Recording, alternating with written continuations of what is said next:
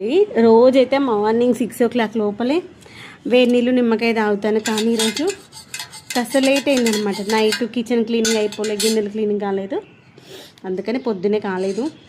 ఇప్పుడు టైం ఏంటి అనుకున్నా 9:30. ఇప్పుడు పని తీరింది. ఇప్పుడైతే నిమ్మకాయ నీళ్ళు తాగుతున్నా. నిమ్మకాయ నీళ్ళు తాగుతారైతే మస్తు ఎనర్జీ అనిపిస్తుంది సార్. మార్నింగ్ 6 o'clockకి లెమన్ వాటర్ తాగుతాను కదా, లెమన్ నిమ్మకాయ తేనె తాగుతాయి కదా, మళ్ళీ 11 o'clock వరకు కూడా అసలు ఆకలి అనిపించదు తెలుసా.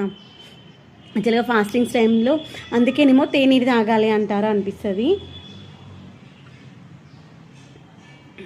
పూజ అయిపోయింది. అఖిల్ స్కూల్కి వెళ్ళే లోపలే అఖిల్తోనే దీపారాధన చేయించేసాను. అన్నీ రెడీ చేసేసి దీపారాధన చేసేసారు. అఖిల్ దోశ వేసి ఇచ్చాను. ఇప్పుడే పప్పుచారుకి తాలింపు పెట్టేసి వచ్చా. నీళ్ళు తాగేసి పప్పుచారు పొయ్యి మీద పోసేసి మంచి పప్పుచారు మరిగే లోపల పైకి వెళ్ళి మట్టి ఇంకొంచెం ఎండబెట్టాల్సింది ఉంది. నిన్న ట్యాంక్ నిండేసి మొత్తం అంతా పచ్చిగా అయిపోయింది. మళ్ళీ ఈరోజు ఒక్కరోజు ఎండబెట్టేసి ఇంకా కింద వచ్చినటువంటి కిచెన్ వేస్ట్ ఉంది, అది ఒకవేళ ఇంకా పైన ఎక్కడైనా ఉంటే అంత వేసి ఇంకొక కుండీలో మట్టి నింపేసుకోవచ్చు. ఒక దగ్గర 8-9 కుండీల వరకు అయితే మట్టి నిండిపోయింది.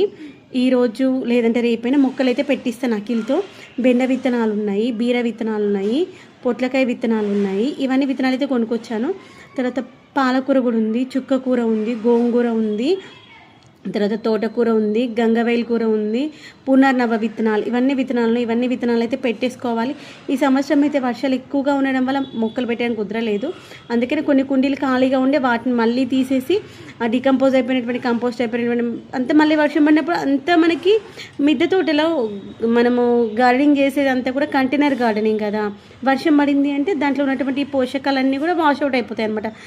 మొత్తం అంతా కడిగేసినట్టు అయిపోతాయి. మళ్ళీ పోషకాలు మనం మళ్ళీ రీఫిల్ చేసుకోవాలి. అందుకని మళ్ళీ మొక్కలు పెట్టే ముందు ఒక్కరోజు మట్టి మంచిగా నింపేసుకొని మళ్ళీ చేసుకోవాలన్నమాట. ఇంకా మట్టి అంతా ఒకరోజు ఆరబెట్టేసుకొని ఎరువంతా ఒకరోజు ఆరబెట్టేసుకొని అయితే ఫిల్ చేసేసుకున్నాను. ఇప్పుడు ఏం చేయాలంటే ఎరువు కూడా మళ్ళీ ఒక్కరోజు ఎండబెట్టేసుకుందాము. ఒకవేళ ఒక్కోసారి ఎరువులు ఏమైనా పురుగులు ఉన్నాయనుకోండి మళ్ళీ మన మట్టిని కష్టం అవుతాయి అనమాట. అందుకోసమని ఆడవాళ్ళకు వాళ్ళపైన వాళ్ళ కేరింగ్ కాకుండా ఇంట్లో పైన చూస్తూ ఉంటాం, కానీ అప్పుడప్పుడు మన ఆరోగ్యాన్ని కూడా మనము కాపాడుకోవాలి. ఎందుకంటే ఎంత ఫ్యామిలీ కోసం చేసినా ఒక టైంలో మన ఆరోగ్యం ఖరాబ్ అయిందనుకోండి, ఇన్ని రోజులు చేసినంత పోతే లాస్ట్కి నీ ఆరోగ్యం నువ్వు చూసుకోవాలి కదా, ఏం చేస్తున్నావు ఇంట్లో ఉండి అనే మాట వస్తుంది. కాబట్టి మన ఆరోగ్యాన్ని మనం చూసుకుంటూ ఇంట్లో ఫ్యామిలీ మెంబర్స్ అందరి కోసం చూసుకోవాలి. అది ప్రతి ఆడవాళ్ళం అనుకుంటాం కానీ చేయలేము, కానీ చేయడానికి ప్రయత్నించాలి. వాళ్ళు అనడమే కాదు, మన ఆరోగ్యం ఖరాబ్ అయిందనుకోండి మన ఫ్యామిలీ మెంబర్స్ని ఎవరు చూసుకుంటారు చెప్పండి, కష్టం అవుతుంది కదా. కాబట్టి మన ఆరోగ్యం మనం